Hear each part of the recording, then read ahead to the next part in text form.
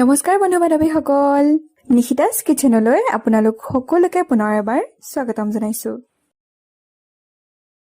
প্ৰিয় বন্ধু বান্ধৱীসকল, আজি মই আপোনালোকলৈ লৈ আহিছো অমিতা দিয়া মচুৰ দাইলৰ এটা নতুন ৰেচিপি। এইদৰে মচুৰ দাইল ৰান্ধিলে খাবলৈ খুবেই সোৱাদ লগা হয় আৰু যিসকলে খাব তেওঁলোকে প্ৰশংসা নকৰি নোৱাৰিব। গতিকে ভিডিঅ'টো শেষলৈকে চাই থাকিব। আৰু এতিয়া আহক আৰম্ভ কৰো অমিতা দিয়া মচুৰ দাইলৰ আঞ্জা। দাইলৰ আঞ্জা বনাবলৈ আমাক কি কি সামগ্ৰীৰ প্ৰয়োজন হ'ব মই আটাইখিনি প্ৰথমে আপোনালোকক দেখুৱাই লৈছো। এয়া লৈছো মচুৰ দাইল। দাইল মই চাহোৱা কাপেৰে 1.5 কাপ লৈছো। তাৰ পাছত এয়া লৈছো এটা কাটি লোৱা বিলাহী, 2টা কেঁচা জলকীয়া, অমিতা, ইয়াতে মই এফাল অমিতা লৈছো, 2টা কাটি লোৱা পিয়াজ, আধা চামুচ পাঁচফোৰণ, নৰসিংহৰ পাত, এখিলা তেজপাত, 2টা শুকান জলকীয়া, আধা চামুচ ধনিয়া পাউডাৰ, 3 চামুচ কুকিং অইল, এয়া হালধি আৰু সোৱাদ অনুসৰি নিমখ। প্ৰথমে মই এয়া দাইলখিনি লৈ লৈছো। পানী অলপ দি দিছো আৰু এইখিনি মই ভালদৰে ধুই ল'ম।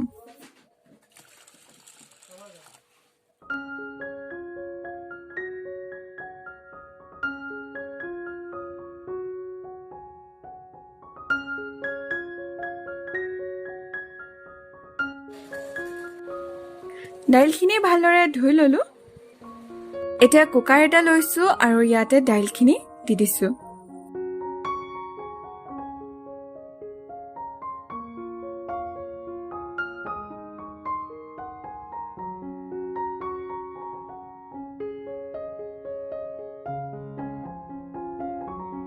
অমিতাখিনি মই এয়া সৰু সৰুকৈ কাটি লৈছো।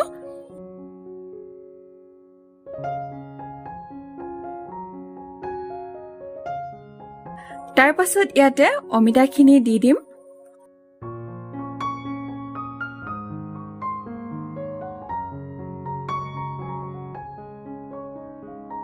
এতিয়া মই এয়া লৈছো পিয়াজ। পিয়াজ মই 2টা কাটি লৈছিলো। এতিয়া মই ইয়াতে আধা দিম আৰু আধা মই পাছলৈ ৰাখি থৈ দিম, তেল মাৰোতে ব্যৱহাৰ হ'ব। কাটি থোৱা বিলাহীখিনিও দি দিছো আৰু এয়া দিছো কেঁচা জলকীয়া। এতিয়া সোৱাদ মতে অলপমান নিমখ দিছো।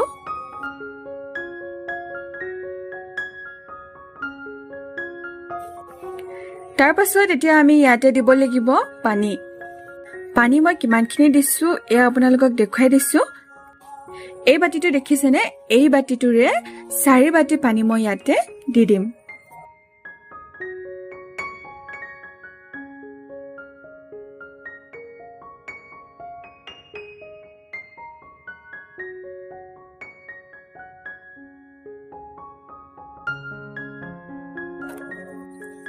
পানীখিনিও দি ললো। এতিয়া কুকাৰৰ ঢাকনিখন কৰি দিছো বন্ধ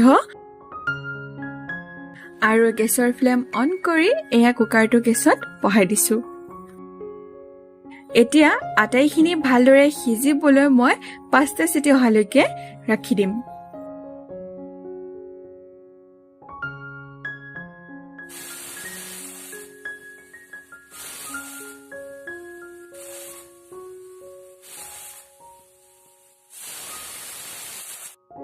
হাই ফ্লেমত এয়া 5টা চিটি দি ললো। এতিয়া মই গেছৰ ফ্লেম অফ কৰি দিছো আৰু কুকাৰটোৰ পৰা সম্পূৰ্ণ প্ৰেছাৰ নোহোৱা হোৱালে ৰাখি দিছো। এতিয়া পুনৰ গেছৰ ফ্লেম অন কৰি এয়া কেৰাহী এটা বহাই দিছো। এয়া দিছো কুকিং অইল।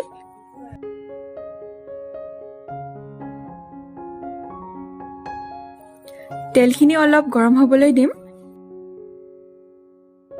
তেলখিনি গৰম হৈছে। এতিয়া প্ৰথমে ইয়াতে দিছো পিয়াজ, নৰসিংহৰ পাত, তেজপাত, আধা চামুচ পাঁচফোৰণ দিছো, লগতে দিছো 2টা শুকান জলকীয়া। আটাইখিনি এতিয়া 1 মিনিটৰ বাবে ভালদৰে ভাজি ল'ম।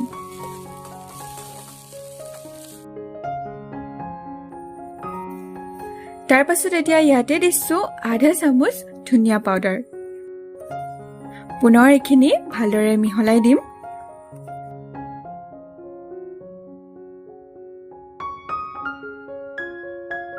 তাৰ পাছত এতিয়া ইয়াতে হালধি গুড়ি দি পুনৰ আটাইখিনি মিহলাই দিছো।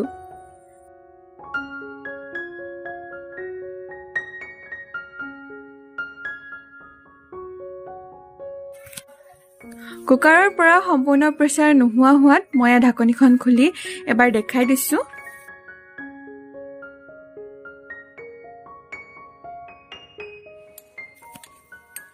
এয়া চাওক ধুনীয়াকে সিজিছে। এইখিনি হৈ যাব।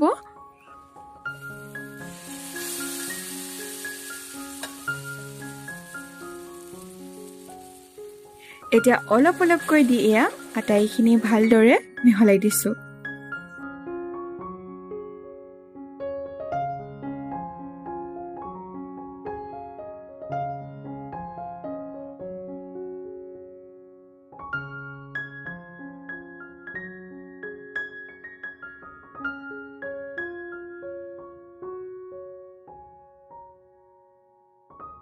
বইল কৰি লোৱা আটাইখিনি মই এয়া দি দিছো। এতিয়া এবাৰ ভালদৰে মিহলাই লৈছো।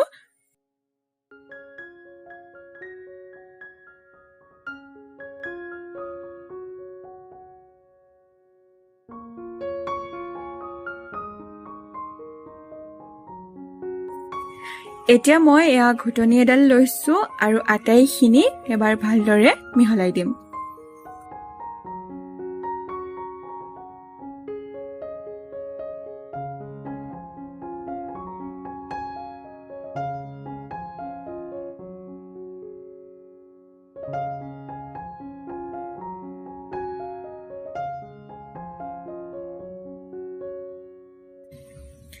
এয়া আমাৰ অমিতা দিয়া মচুৰ দাইলৰ আঞ্জা তৈয়াৰ। আপোনালোকেও এইদৰে মচুৰ দাইলৰ আঞ্জা ৰান্ধি খাব। আশা কৰো আপোনালোকে নিশ্চয় ভাল পাব। পুনৰ নতুন এটা সহজ আৰু ইণ্টাৰেষ্টিং ৰেচিপিৰ সৈতে আপোনালোকক লগ পাম। আজিলৈ আহিছো। ধন্যবাদ।